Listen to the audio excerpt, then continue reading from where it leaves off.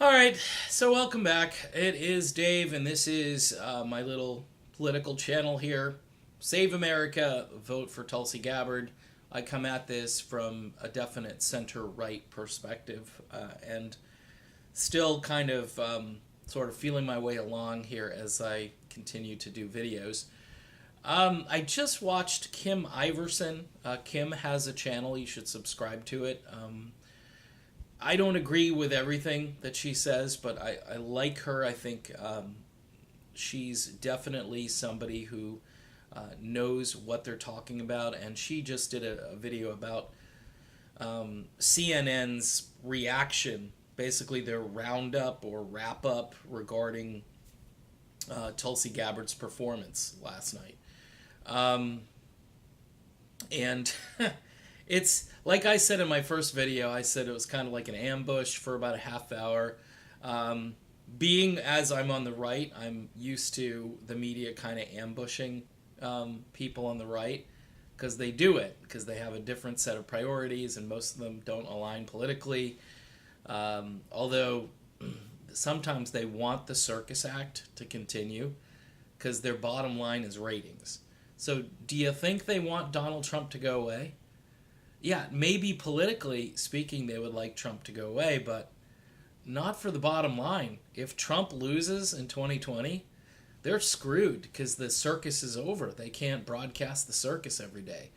So I'm just throwing that out there. And so CNN, according to Kim Iverson, basically was kind of the way they were wording their responses or their descriptions of how she did, like controversial answers from Tulsi Gabbard on this, that, and the other, and rather than citing, Native American genocide or slavery, she decides to cite our policy regarding war, which could lead to a nuclear catastrophe. Almost like that issue. Now, genocide's bad, slavery is bad, but our current, and this is why I'm doing this channel, by the way. So CNN talked to a few people out here in, flyover country or wherever you live, big cities, flyover country, it doesn't matter. Talk to some of us about what we are concerned about now. We can't change the past, okay? We can't change slavery. Thank God that's done. We can't change genocide. Unfortunately, that happened and it's over. But we can change the future. Now, if the question is meant to make Tulsi seem like she doesn't understand history, because it seems today that both sides are wrapped up in the past. And the reason I'm doing this channel is because I'm wrapped up in the present and the future. All right, and Tulsi Gabbard, it's like Tulsi Gabbard has spotted the asteroid that's going to destroy planet Earth. All right, which is our continuous hunger for endless wars, for regime change wars, and to really just support the military-industrial complex. She sees the asteroid heading toward Earth, and she's trying to tell people, hey, look at this. And everybody's like, no, remember what happened back, 3 centuries ago? Remember that? Give us your answer about that. And she said, what's really... what she did, I think, was a good thing, because she took that question and focused it on her core issue and said, regime change war, nuclear war, this media-generated Cold War. And that's what it is, folks. From the Trump stuff, where they keep trying to get Trump on collusion with Russia, and Russia keeps getting angrier and angrier, because, here's the thing about spying. Everybody does it, okay? Russia does it, United States does it. I'm not saying it's right or wrong, but spying, everybody does it.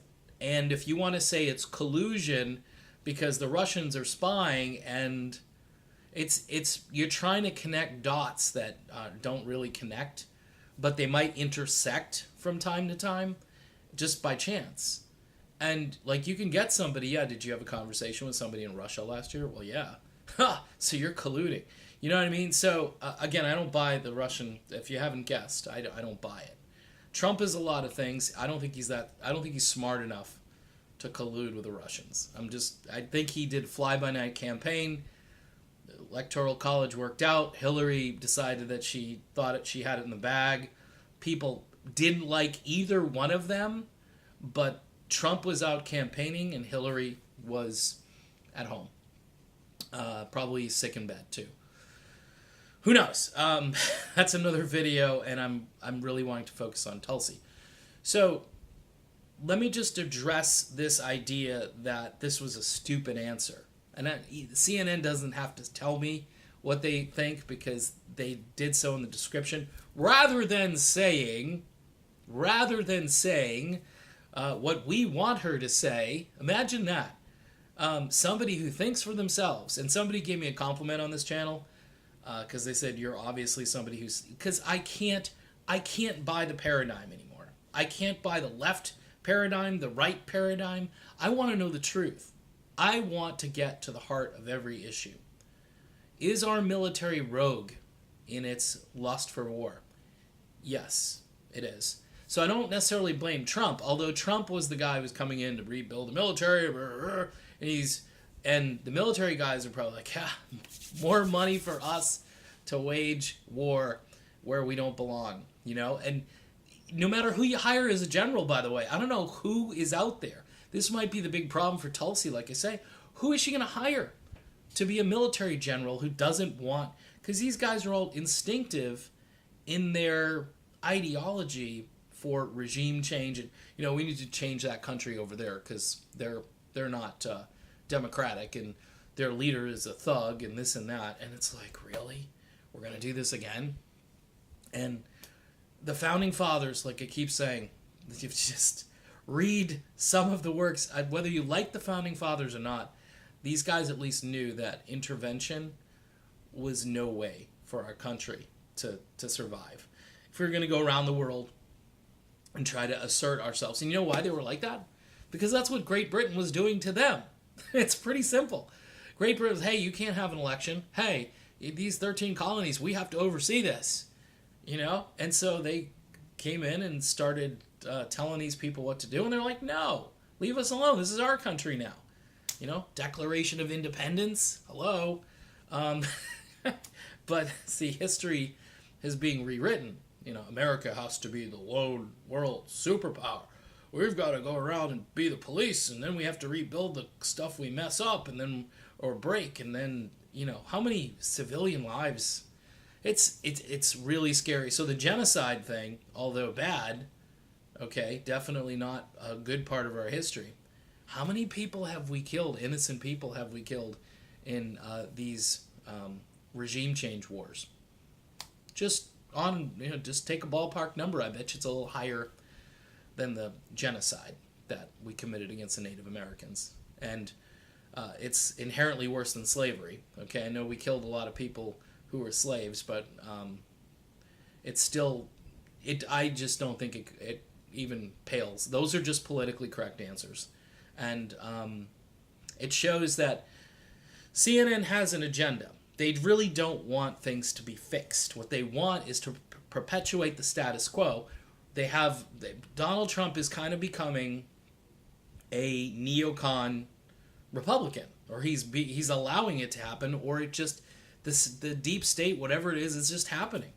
Tulsi is up there, and it's a long shot that she gets in and she's able to stop it. She's got to have the will of the American people behind her. She's got me. She might have you. So it's a matter of correcting the record. And people like CNN, Fox, whoever, all of them, corporate, bought, and paid for. You might have your favorite pet peeve network. You might like MSNBC. Try watching Morning Joe. Seriously. Worst television show right now. I don't have any of these channels, but every time you see a clip of that show, it's like, what happened to Joe Scarborough? He used to be this populist guy, this, government waste is bad. He wrote a book years ago. I remember reading some of it, and it's like, he's just a New York elitist now. He and his soon-to-be wife there, or did they already get married? I have no idea. So, in any event, Tulsi Gabbard gave a great answer. Nuclear holocaust is worse than anything else, and that is part not only of our history, okay, but it's part of what could be our future if we don't change directions. All right, I'm ending on that pleasant and upbeat note. Talk to you soon.